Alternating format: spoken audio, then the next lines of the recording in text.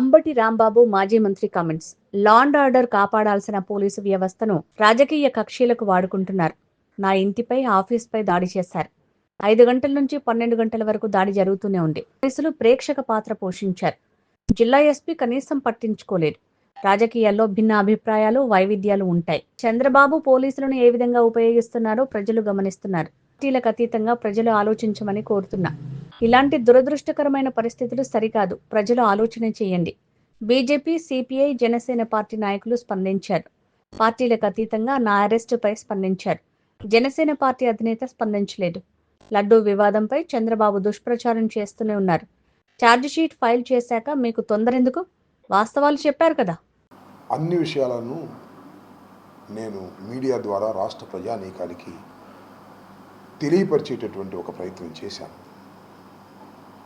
ప్రధానంగా ఈ సందర్భంగా నేను చెప్పదలుచుకున్నది ఏమిటంటే, ఈ రాష్ట్రంలో లా అండ్ ఆర్డర్ను కాపాడవలసిన,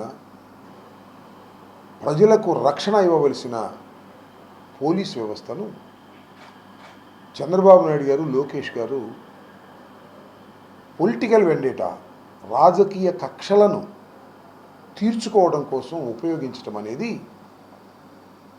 చాలా విచిత్రమైన విష పరిణామంగా నేను భావిస్తున్నాను. దానికి 31వ తారీఖున నా మీద జరిగిన దాడి, ఆ తరువాత నన్ను అరెస్ట్ చేసి 18 రోజుల పాటు రిమాండ్లో ఉంచినటువంటి సంఘటనలను బట్టి రాష్ట్రంలో ఉన్న ప్రజానీకానికి అందరికీ అర్థమై ఉంటుందని నేను భావిస్తున్నాను. నా ఇంటి మీద, నా ఆఫీస్ మీద 2 ఎదురెదురుగానే ఉంటాయి. వాటి మీద దాడి చేశారు. దాడి అంటే ఏదో అలా వచ్చి దాడి చేసి పారిపోలేదు. 5 గంటల నుంచి 12 గంటల వరకు దాడి కార్యక్రమం జరుగుతూనే ఉంది. పోలీసులు లేరా అంటే, ఈ దాడి కన్నా ముందే పోలీసులు వచ్చారు. అప్పటి నుంచి 12 గంటల వరకు కూడా పోలీసులు ప్రేక్షక పాత్ర వహిస్తున్నారు.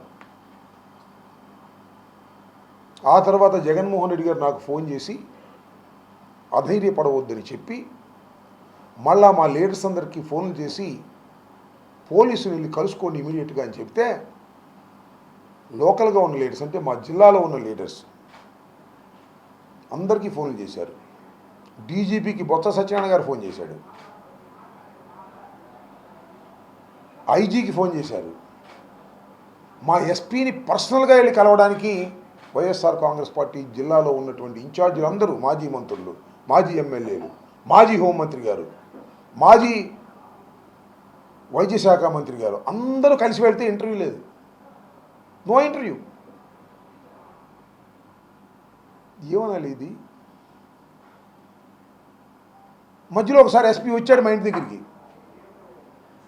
మళ్ళా ఆయనకు ఆదేశించారు ఇక్కడి నుంచి వెళ్ళిపోమని. ఎందుకంటే ఇక్కడ గొడవ జరుగుతుంది, నువ్వు ఉంటే గొడవ ఆపాల్సి ఉంటుంది, గొడవ ఆపడానికి వీల్లేదు కాబట్టి నువ్వు ఇక్కడి నుంచి వెళ్ళిపోమని చెప్పారు లోకేష్ గారు, చంద్రబాబు నాయుడు గారు. రాజకీయాల్లో వైరుధ్యాలు ఉంటాయి, భిన్న అభిప్రాయాలు ఉంటాయి. అక్కడక్కడ కొన్ని దాడులు కూడా జరిగాయి, పూర్వం జరిగాయి, తర్వాత జరిగాయి. ఏమిటి విచిత్రమైన విషయం? లా అండ్ ఆర్డర్ ఉందా? పోలీసులు ఏ విధంగా ఉపయోగిస్తున్నాడు చంద్రబాబు నాయుడు గారు, లోకేష్ గారు? దీనికి సభ్య సమాజం స్పందించదా, అడగదా, మాట్లాడదా అనేది నా ప్రశ్న. దీన్ని ఆలోచించమని విఘ్నులైనటువంటి ఆంధ్రప్రదేశ్ ప్రజానీకాన్ని వినయపూర్వకంగా నేను కోరుకుంటున్నా. పార్టీలకు అతీతంగా నేను తప్పు చేస్తే, ఒకవేళ తప్పు చేశాను అనుకోండి, చట్టం ఉంది, కేసులు ఉన్నాయి, అది వదిలిపెట్టారా? ధ్వంసం చేశారు, తగలబెట్టడానికి ప్రయత్నం చేశారు, కార్లు ధ్వంసం చేశారు, కేసు పెట్టారు, లోపల పంపారు. What is this? ఏంటిది? ఇలాంటి దురదృష్టకరమైనటువంటి పరిస్థితులు రాష్ట్రంలో ఉండటం శ్రేయస్కరం కాదు అనేది నేను మాట్లాడటం కాదు. ఈ సమాజంలో శాంతి కోరుకునేవాళ్ళు, ఈ సమాజంలో పోలీస్ వ్యవస్థ ప్రజలకు రక్షణగా ఉండాలని కోరుకునేవారు, అభిప్రాయపడేవారు మాట్లాడాలి అనేది నా అభిప్రాయం. కొంతమంది మాట్లాడారు పాపం, ఈ మాటకు ఆ మాట. బీజేపీలో ఉన్నటువంటి విష్ణుకుమార్ రాజు దీన్ని ఖండించాడు. సిపిఐ నాయకులు నారాయణ గారు ఖండించారు. ఇంకా చాలామంది జనసేనలో ఉన్న వాళ్ళు కూడా ఖండించారు. అధినాయకుడు ఖండించలేదు. కానీ బహిరంగంగా ఇలా సైలెంట్గా ఉండటం, ఏదో ఇది రాంబాబు గారిదే పని, రాంబాబునే కొట్టారు అని అనుకోవటం, లేదు ఇది వైసీపీకి సంబంధించింది అని అనుకోవటం సరైనది కాదు అనేది నేను ఈ సందర్భంగా మీ ద్వారా రాష్ట్ర ప్రజానీకానికి, పార్టీలకు అతీతంగా ఆలోచించే వారికి, మీ అందరికీ ఈ సందర్భంగా నేను వారి దృష్టికి తీసుకురావడం కోసం వారికి విజ్ఞప్తి చేస్తున్నాను. ఈ సందర్భంగా నేను మనవి చేస్తున్నాను. ఇంకేమైనా విషయాలు ఉంటే అడగండి, సమాధానం చెప్తాను. ఓకేనా?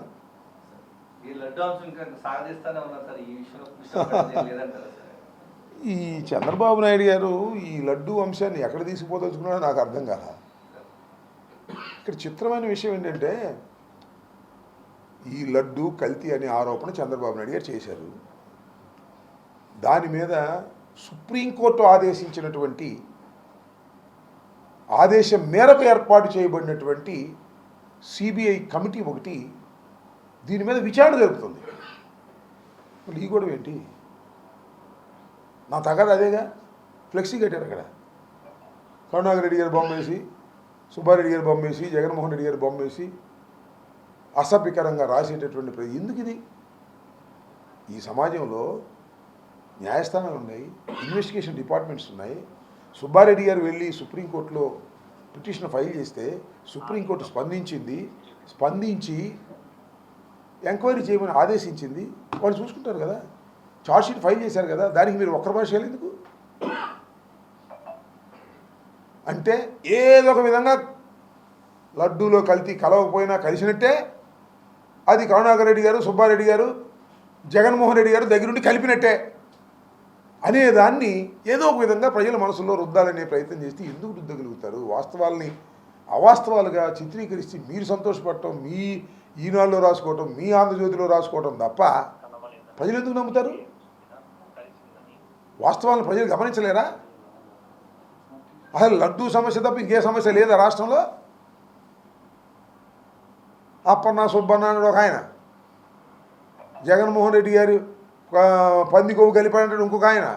ఏంది నాకు అర్థం కాలేదు. దురదృష్టకరంగా భగవంతుణ్ణి అడ్డం పెట్టుకొని రాజకీయం చేసే దుర్మార్గమైన ఆలోచన నారా చంద్రబాబు నాయుడు గారు ఆలోచిస్తారు. ఇంతకుముందు చాలామందిని చాలా అడ్డం పెట్టుకుని రాజకీయాలు చేశాడు. చివరికి సాక్షాత్తు కలియుగ దైవమైనటువంటి వెంకటేశ్వర స్వామిని అడ్డం పెట్టుకుని రాజకీయం చేయాలనుకున్నవాడు ఖచ్చితంగా వెంకటేశ్వర స్వామి గారి కోపాగ్నికి ఆహుతి ఒక తప్పదు అనేది నేను అభిప్రాయపడుతున్నాను.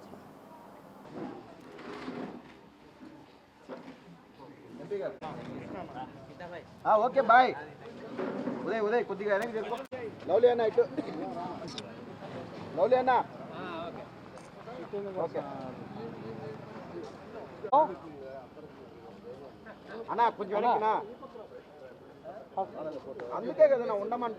చెప్పండి 90 జరుపుకుంటే చెప్పండి 90 మధ్యలో దూరొద్దండి. హలో ఓకే ఓకే ఇటు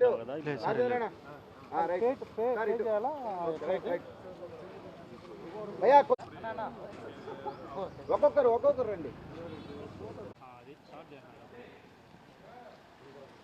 ఎలా వెనక రాయాలి కొంచెం వెనక్కి సార్. నమస్కారం గురుగారు.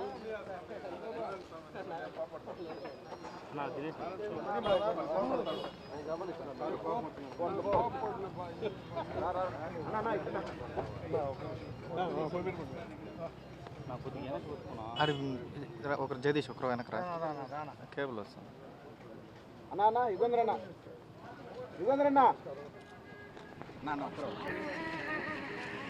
అన్నా రాజేంద్రన్న ఒకరు వెనక్కి, రాజేంద్రన్న కొద్దిగా వెనక్కి.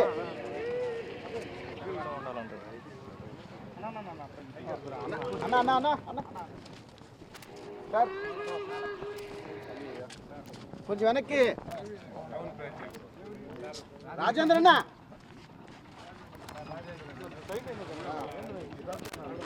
సైడ్ నా కొద్దిగా అందరూ వస్తారు కదా, కొంచెం గ్యాప్ వస్తే దూరేస్తే ఎట్లా?